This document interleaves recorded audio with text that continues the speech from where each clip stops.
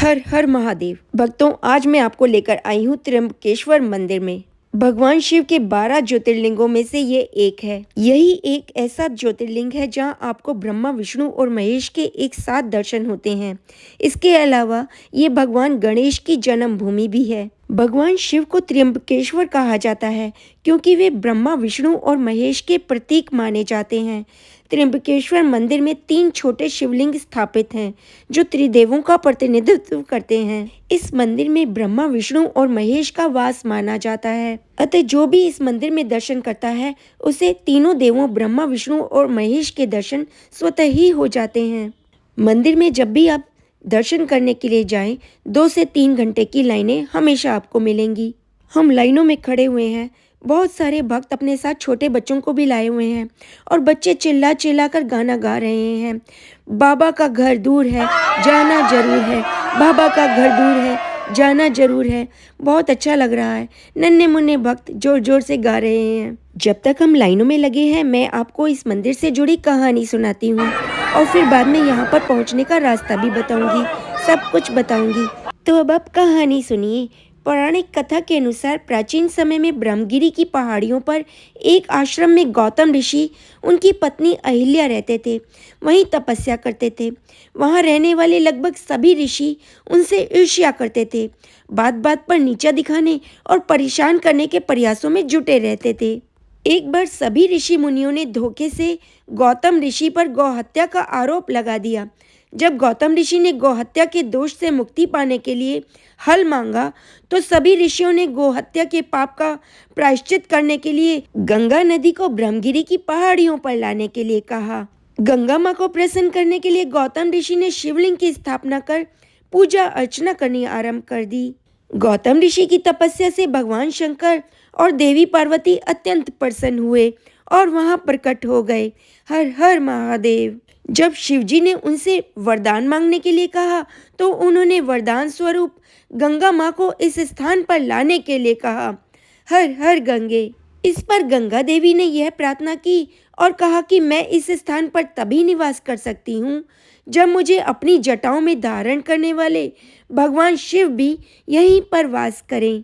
माता गंगा के कहने पर ही भगवान शिव ने वहां वास करने का निर्णय लिया और श्री त्र्यंबकेश्वरम शिव ज्योतिर्लिंग के रूप में स्थापित हो गए। तभी से माता गंगा वहां गौतमी के रूप में बहती चली आ रही है, जिसे हम गोदावरी के नाम से जानते हैं। जैसा कि आप देख रहे हैं, भगवान शिव को समर्पित त्र्यंबकेश्वर मंदिर काले पत्थरों से निर्मित किया गया है। मंदिर की दीवारों पर इतनी सुंदर नक्काशी की गई है कि अगर आप कागज कलम लेंगे ना तो भी पेन से पेपर पर भी इतनी अच्छी नक्काशी नहीं कर पाएंगे।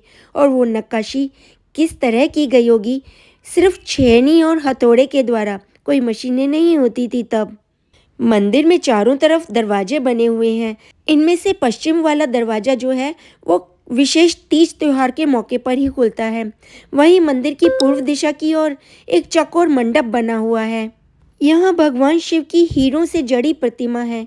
दीवारों पर बनी सुंदर नक्काशी, काले और विशाल पत्थर सभी बहुत ही आकर्षक हैं।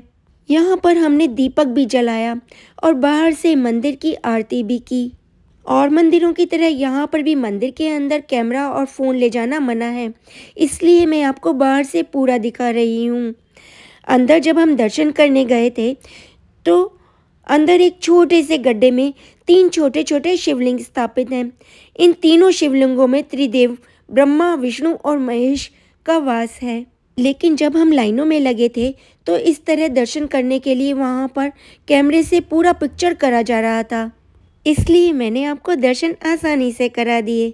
बड़े बड़े टीवी लगे हुए हैं जिस पर लाइव दिखाया जा रहा है दर्शन। त्र्यंबकेश्वर ज्योतिर्लिंग अगर आप ट्रेन से आना चाहते हैं तो उसके लिए आपको नासिक आना होगा। नासिक स्टेशन से त्र्यंबकेश्वर ज्योतिर्लिंग मंदिर की दूरी 40 किलोमीटर है, जिसे आप आसानी से ऑटो रिक्शा से कर सकते हैं। अगर आप बाय प्लेन आना चाहते हैं तो सबसे नज़दीकी हवाई अड्डा छत्रपति शिवाजी हवाई अड्डा है, जिसकी यहाँ से दूरी 175 किलोमीटर है।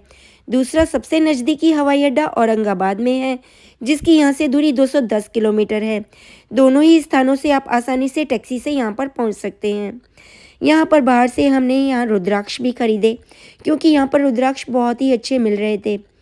इसके अलावा पुराने सिक्के, शंख और शिवलिंग भी यहाँ से खरीदे जा सकते हैं। त्र्यंबकेश्वर मंदिर आएँ तो इसके आसपास की बहुत सारी जगहें हैं जिन्हें आपको ज़रूर देखना चाहिए। वीडियो लंबी हो जाएगी इसलिए बाकी की जानकारी दूसरी वीडियो में दूंगी। 12 ज्योतिर्लिंगों की यात्रा पर हूँ। देखते रहिए मेरा चैनल वर्षा जैन ब्लॉग। जल्द मिलते हैं दूसरे वीडियो में।